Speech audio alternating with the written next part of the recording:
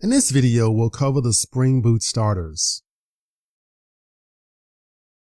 Okay, so what's the problem? So as we know, building a Spring application is really hard. And one of those frequently asked questions as far as which Maven dependencies do I need to use? And this is just information that I pulled from the QA forum for this course, that this is a common question that developers have as far as I want to build a Spring MVC or Hibernate application.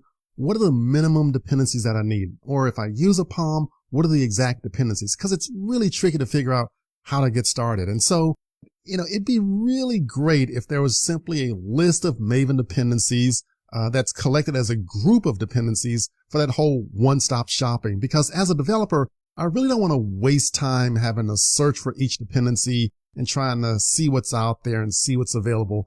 There really should be an easier solution for all of this. So the solution here is by making use of Spring Boot starters. All right. So the Spring Boot starters are a curated list of Maven dependencies. It's a collection of dependencies that are grouped together that have been tested and verified by the Spring development team. And these starters make it much easier for the developer to get started with Spring. And it also reduces the amount of Maven configuration that you have to do. And so also no more need for searching or hunting for the right dependency. Simply use a starter and you're ready to go. So, let's look at an example with Spring MVC. So building a traditional Spring MVC app, you normally would need to add like Spring MVC. You also would add Hibernate Validator for some form validation. And then for a given web template, you'd have to put some information there. So a lot of stuff that you'd have to do individually as far as listing out those dependencies. Here's a solution by making use of the Spring Boot starters for web. Then you simply add this Maven dependency to your Maven POM file. And this is a single entry. And so this is a Spring Boot starter. It's a collection of Maven dependencies with compatible versions. So this one dependency entry, it actually contains other dependencies. So it contains Spring Web MVC, Hibernate Validator, JSON, Tomcat, and so on. So you get a lot of stuff for the price of one. And this saves the developer from having to list all of the individual dependencies. And it also makes sure that you have compatible versions of those dependencies. And this is really helpful. I love this feature. In Spring Initializer, in order to get access to this, you simply select Web Dependency, and you'll automatically get the Spring Boot Starter Web in your pom.xml file. So here's our initializer website, and let me kind of zoom in a bit. So once you select Web here from the list, then this is the actual Spring Boot starters that they'll add for you. And this Web starter here will basically give you support for Tomcat and Spring MVC. So let's look at the example if we're building a Spring app that needs web and security. Well, then we simply select the dependencies in the Spring Initializer. So here we have dependencies. We have these items selected for web, security, JPA, and Thymeleaf.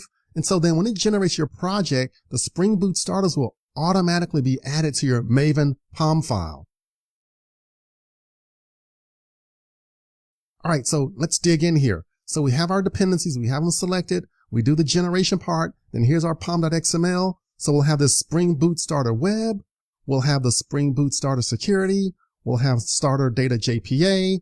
And we'll also have Starter Thymeleaf. And so it'll do all of this for us automatically by making use of that Spring Initializer website.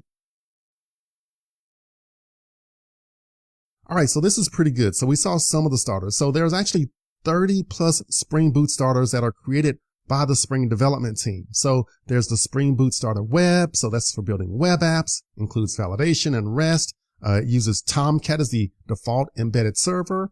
There's the Starter Security for, of course, giving security support. There's the Starter Data JPA for adding database support with JPA and Hibernate, and so on.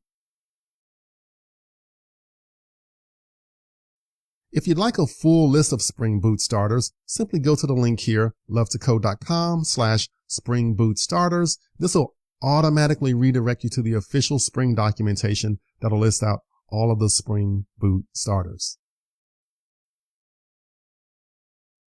Now, once you start working with the starters, the frequently asked question is like, okay, I'm adding this Spring Boot starter XYZ. but what's in it? Like, how do I know what's in this starter, right? Well, one approach is that you could view the starter's pom.xml file by, again, using a link here that I provided.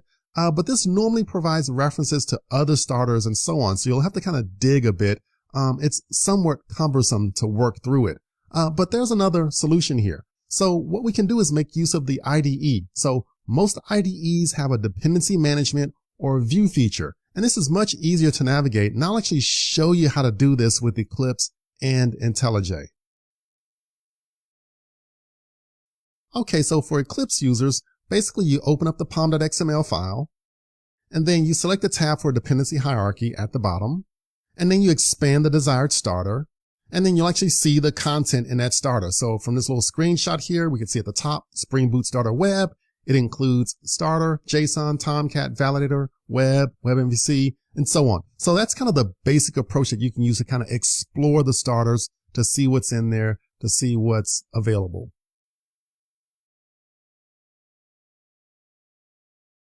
For the IntelliJ users, you simply use the menu option, View, Tool Windows, Maven Projects, and then expand dependencies here. And then you'll see the list of starters, and then you can kind of expand a given starter, and then you can see the actual contents of that given starter.